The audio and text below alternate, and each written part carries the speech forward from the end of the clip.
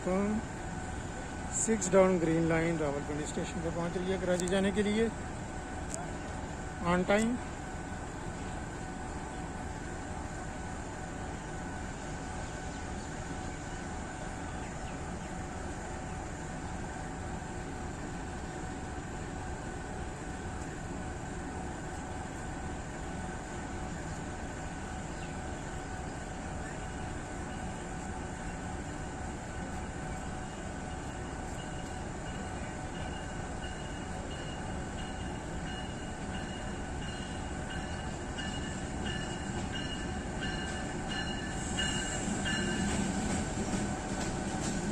GU24551 के साथ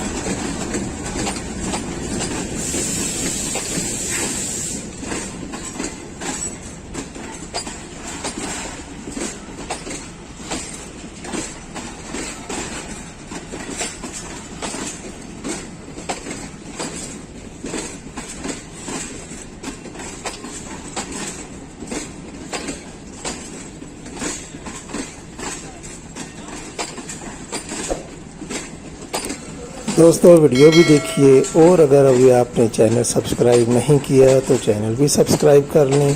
शुक्रिया।